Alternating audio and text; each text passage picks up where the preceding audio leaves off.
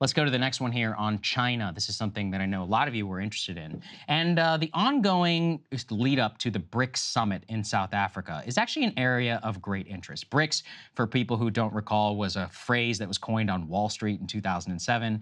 It referred to Brazil, India, China, and South Africa as the Brics nations that were going to continue to grow. Now, there's a lot going on, Russia as well, in that. There's a lot going on in terms of those countries. It hasn't necessarily worked out in the same way, but one thing that does kind of unite all of those powers is that they are relatively independent of the West. They have pretty good economic growth outside of Russia, I guess. Well, it depends, I guess, in terms of this quarter.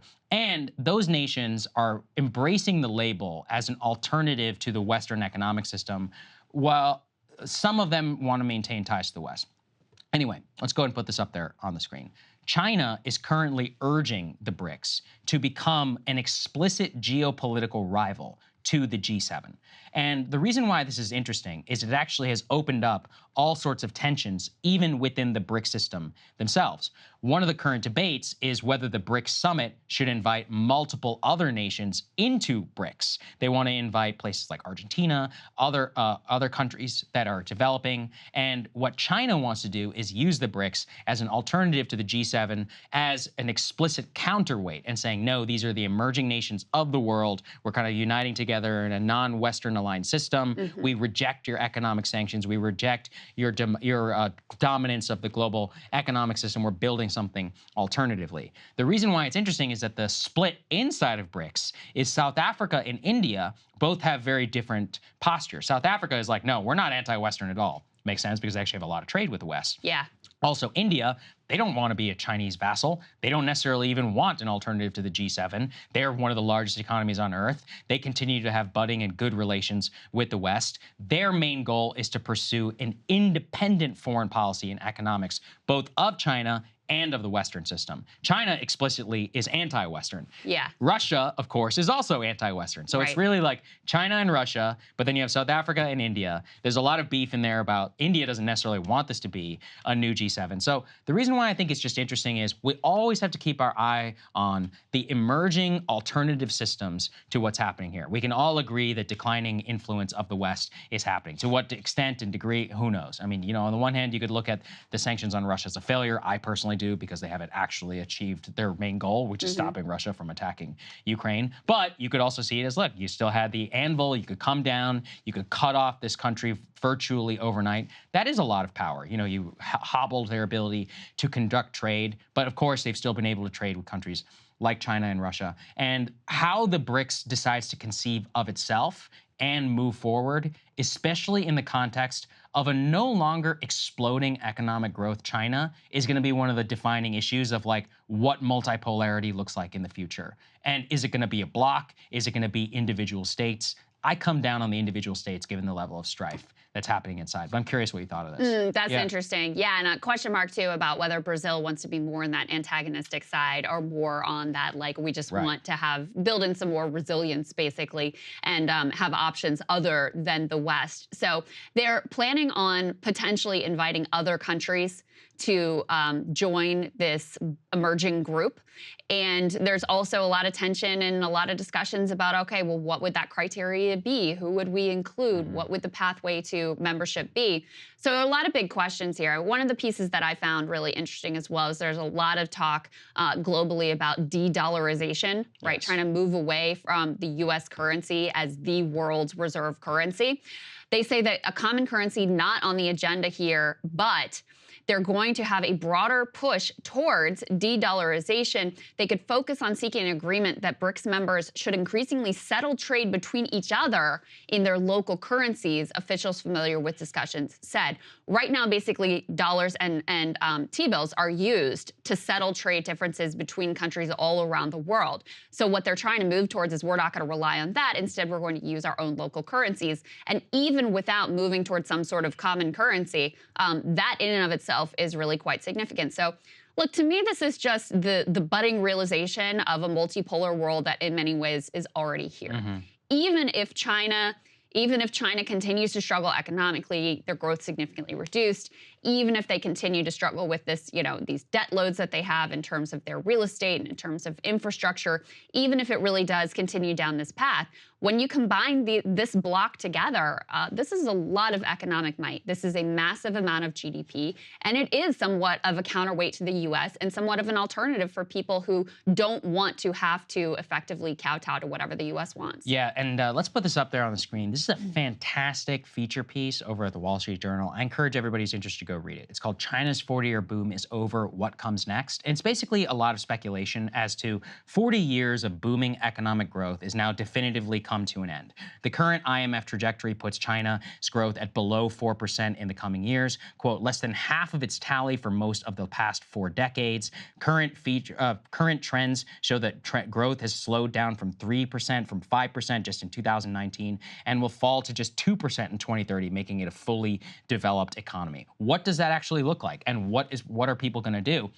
The thing is, I've said this before, one of the explicit deals the CCP made was, yeah, you're going to be surveilled wherever you go. And we're going to make you rich. We're going to make you from poor to middle class. And in many cases, upper middle class. And for the rich, you're going to go from like marginal rich to some of the world's greatest billionaires and richest people on planet Earth.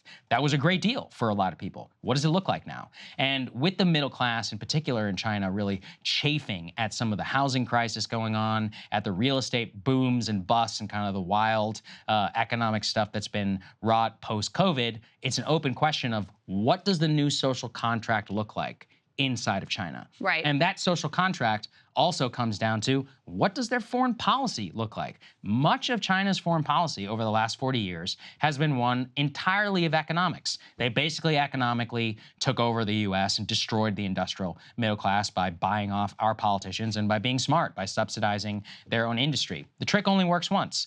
They used it in Africa and elsewhere. They've got the debt. But really what I think it points to is the thesis that as economic growth and all that starts to slow down, and as the economic power that you've been able to wield just goes down, well, what do you turn to? You turn towards your hard assets and you turn towards your military. So this is the thing about multipolarity, is that you can actually see more conflict and all that in the system whenever states begin to decline in overall influence than whenever they're increasing with relative peace over the last 25 years or so. So the question though is, look, they could go the other way and they'd be like, we're all making a lot of money. Everyone here is becoming rich. We could become like Japan. We'll slow down, but Japan is a first world nation. Yeah, they've got demographic problems. They've got all this. But last time I checked, it's one of the cleanest and nicest places literally on Earth, according to everybody I know who's ever been there.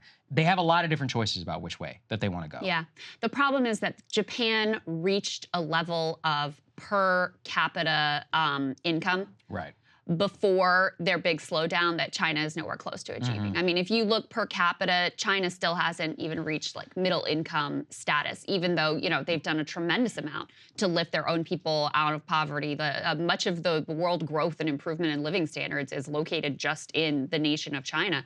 But they aren't at that level that Japan was at when their slowdown began. So that's part of what makes this very difficult. I mean, I said this before, but just as a reminder, the way that this worked out with Chinese growth is, first they really built out their industrial manufacturing capacity, basically took that as far as they could. Then they built out all of this infrastructure. And there are some anecdotes in here in the Wall Street Journal piece that are pretty wild. They just built a COVID-19 quarantine facility in one province that's nearly the size of 3 football fields, despite China having already ended its zero COVID policy months ago, long after the world has moved on from the pandemic, and other localities are doing the same. About 1/5 of apartments. So after infrastructure was like overbuilt, then they moved on to, all right, we'll build out housing like crazy. About 1/5 of apartments in urban China, 130 million units or so, are unoccupied. Massively built out real estate created this huge debt bubble that Xi has really been trying to deflate, allowing Evergrande to effectively go bust, Country Garden also having issues, these shadow banks having issues now as well. So that has sort of reached its end. And this is, like I said, it's very intentional. Go ahead and put the Bloomberg piece up on the screen. Because what they point to here is that Xi, unlike Biden, is trying to run the economy here very hot, with the infrastructure deal, with the Inflation Reduction Act, trying to inject money, continuing to inject money into the economy, having some sort of budding industrial policy. Xi Jinping is letting China's economy flail. And the bet is here that they can engineer some sort of a somewhat soft landing in terms of the apartment, real estate, residential bubble. And they are investing a lot in effectively renewable energy. I mean, making a big bet on electric vehicles, big bet on solar and wind power, big bet on the batteries that are critical to all of this. I mean, they are really pushing forward to make that the new sector. But the question is it enough? Is that enough to really provide jobs and middle class for all of the people who are getting college degrees and who are aspiring to be part of that middle class in a country with such a large population? The answer is probably no. What a lot of Western economists have been sort of urging the Chinese government the direction to go in is to, create a more consumer-driven economy like we have here. So basically, Chinese citizens tend to save a lot more than we do here. So it's like find ways to induce them to buy a bunch of consumer goods and crap and go into debt the way that we have here. And they're resistant to that idea, I think, for a lot of good reasons. But it creates a bit of a conundrum in terms of how they'll be able to continue to build on a middle class, how they'll be able to maintain any sort of the social contract that they've had, and whether or not they're going to be able to continue even, modest growth, let alone the really rapid growth that they have gotten used to over the past number of years. Yeah, there's a lot. I mean, anyway, it's going to be one of the most defining questions of like how this plays out, what Xi Jinping decides to do. On the one hand, we can put this up there on the screen from Bloomberg.